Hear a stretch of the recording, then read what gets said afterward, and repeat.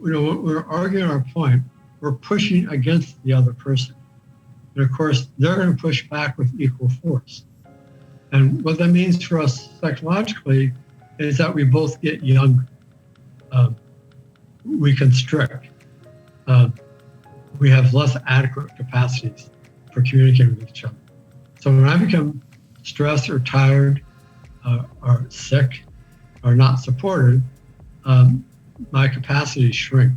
And on the other hand, when I feel rested and supported and well and listened to, my capacities expand.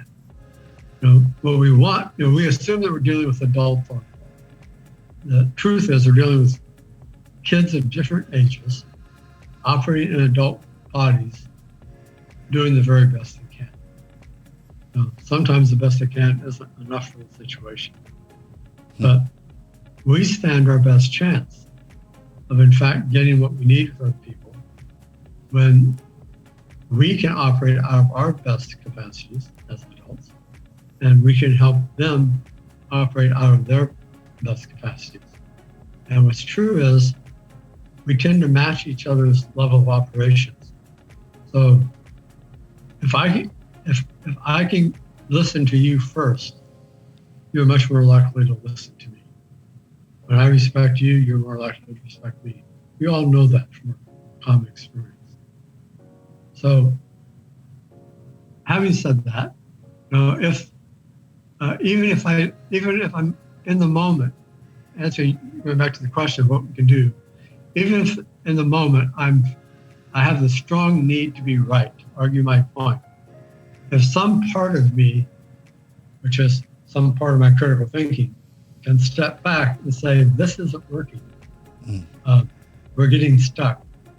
What I really want to do is get them to admit they're wrong and agree to what I'm proposing. But the stronger I push, the less successful I am being.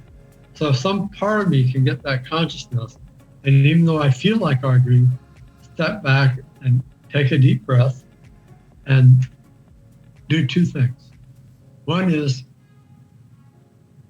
whatever the person has just been saying to me, if I can paraphrase that back to them, if I can actively listen and say, so let me make sure I'm hearing you correctly. Is this what you're telling me? And if I'm not getting it correctly, they're going to tell me.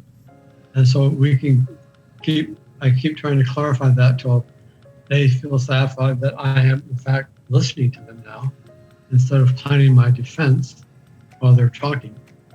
If I could first listen to them, and then if there's something I'm not clear about, then start asking questions about that. And sometimes the questions are simply say, tell me more. Help me understand that. Help me understand what you're basing that opinion on. Have you had that experience?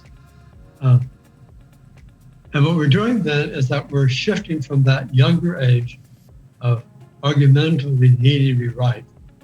We're shifting into our adult capacities of trying to understand.